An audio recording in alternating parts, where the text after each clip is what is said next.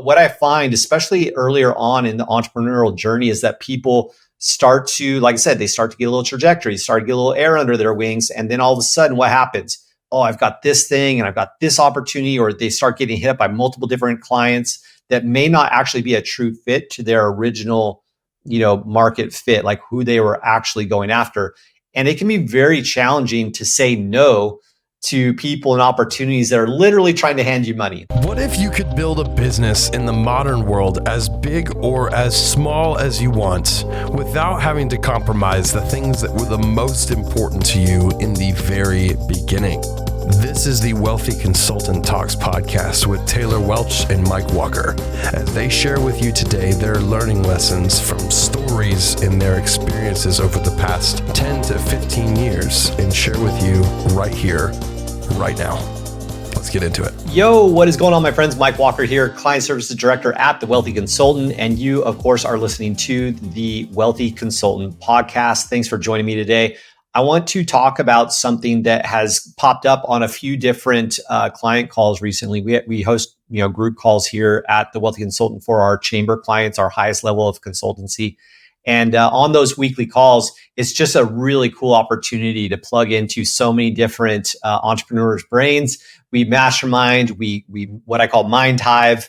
We do a lot of really cool things. And one of my favorite aspects of those weekly calls is really getting a feel, like a finger on the pulse of what's happening from a macro level out there across so many different industries with so many different skill sets and areas of expertise, right? It's just a really cool place to extract insights, valuable concepts that you think can be applied in our own lives, in our own businesses, obviously helping others as well. The power of a mastermind. If you're not part of it, you definitely need to plug into one.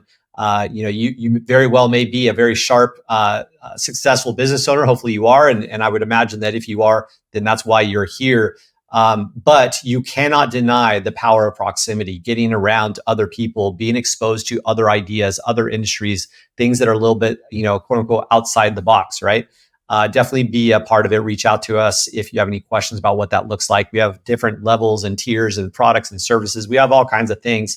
But my emphasis here is not to try to pitch you on what we do, but mainly to impress upon you the value of being able to plug in and mind hive with so many other successful people. That whole adage always rings true.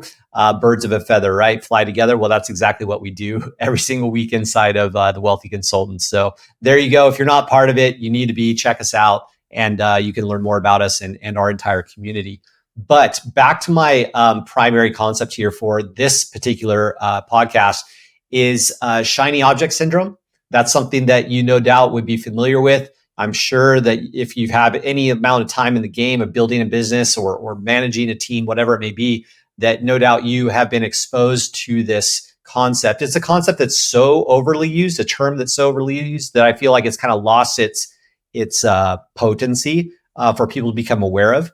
But I want to zero in on a little bit more of a nuanced piece of this shiny object syndrome that I think a lot of people don't necessarily embrace or even know about. And that's what I want to share with you on today. And that is that the more successful you become, the more attractive you become.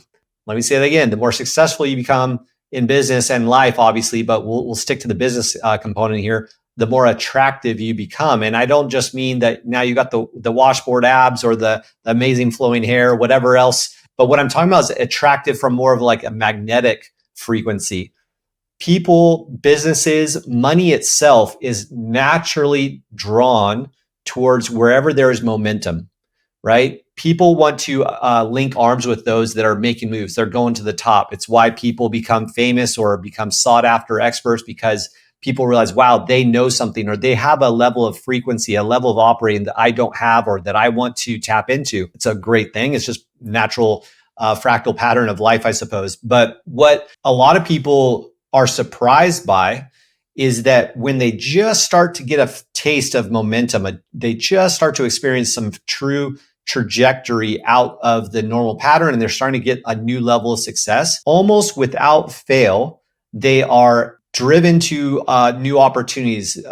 These different ideas are thrown at them. Hey, we could start doing this, or hey, we could start this entire other venture, or hey, we should buy up this company and let's start this entire other branch of the department, whatever it may be. Now, I'm not saying that all these opportunities are bad, because they certainly are not. But what I find really, really interesting is that this new taste of opportunity hits newer entrepreneurs the hardest.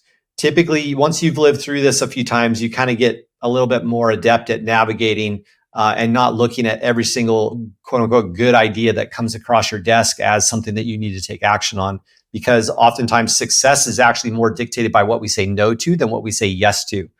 But what I find, especially earlier on in the entrepreneurial journey, is that people start to, like I said, they start to get a little trajectory, start to get a little air under their wings. And then all of a sudden, what happens? Oh, I've got this thing and I've got this opportunity, or they start getting hit up by multiple different clients that may not actually be a true fit to their original, market fit, like who they were actually going after. And it can be very challenging to say no to people and opportunities that are literally trying to hand you money. They're like, take my money. You're doing something great. We want to work with you.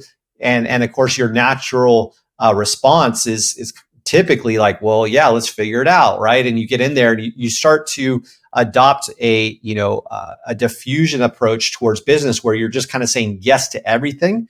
And that's a really dangerous place to be.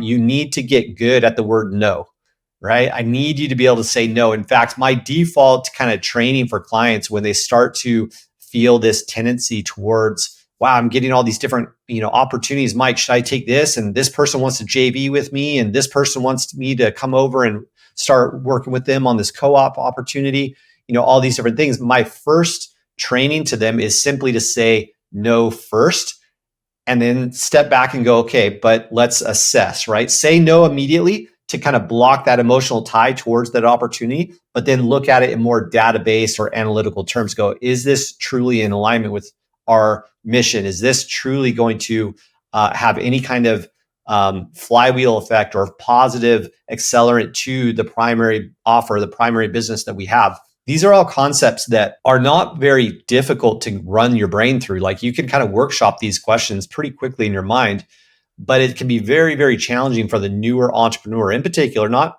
always and only the new entrepreneurs, but definitely I find that people really battle this feeling of like, well, how can I possibly say no to this new opportunity? I'll share with you a quick little story to kind of hammer this home, and we'll wrap this concept up, because it's not an ultra complex one, but the ramifications of this are massive. All right. One of my first agencies I started years ago, over 10 years ago, I was first doing web development, SEO, and graphic design. Okay. So kind of a wide range, kind of a generalist approach towards the online marketing space, and mainly just, again, based on around the web side of things. Now, over time, though, I started realizing, well, hang on, I don't really like some of these aspects of what we do. And so I started to kind of dispose of those services and narrow our focus down towards online marketing and funnel development, things like that. And then what started to happen is I started to gain some momentum because of the results that we were able to net for our clients. Naturally, other clients started to hit. And I started being hit up by a lot of people that were outside of the scope of what I was originally wanting to do for my business. And it was really hard for me because at that time I was just starting to get used to multi-six-figure months. And I thought, well, this is big. Like I want more of this. And so more is better, right? And what I quickly learned over time, unfortunately, more the hard way than I would like to admit, was that saying yes to all these other industries and all these other types of clients actually eroded away at my efficiency. And therefore, we kind of netted the same results, but across more people. And so the complexity level went up, but the revenue levels did not follow with that. It didn't follow that same trajectory curve. I just invited more complexity into my business. And so my proposition to you is look for ways that you can actually stay truer to your calling and be okay with the idea of like, could I go crush it in that one new area? Could I crush it with this new opportunity? Could I crush it with this other partnership, inquiry that I just received? Probably.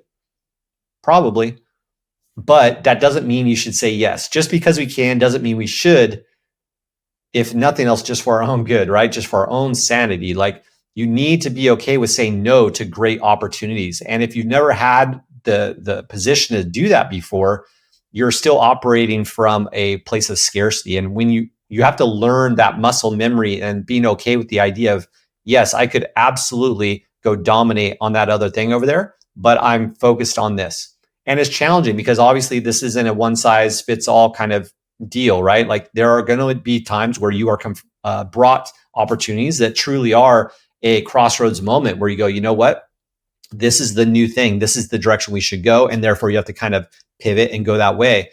But more often than not, especially in the earliest of times, when, like I said, when you're just starting to get some trajectory going, some true growth scale, then you're going to be brought opportunities. And I almost feel like it's the universe literally testing your resolve, literally testing your commitment to the process and the journey that you have, like, said, no, this is it. This is the one I'm planting my flag on. This is the mountain I'm choosing to climb. You cannot climb two mountains at the same time. Pick one and be okay with the idea that means saying no to a lot of really other good ideas.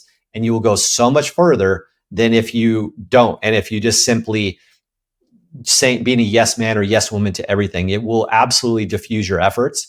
And you certainly won't get as far. So I hope this helps. I hope this reaches you at a time when you need it most, because like I said, it's not always natural to say no to things when you are just starting to really gain momentum. And my proposition to you is embrace the word no and get really good at analyzing if something is truly in alignment with your calling and your purpose versus just another way of making more money or just another way of growth, because not all growth is necessarily beneficial. In fact, I would go on this, and we can end on this concept, is that opportunities, having a lot of opportunity can actually be more detrimental than not having enough.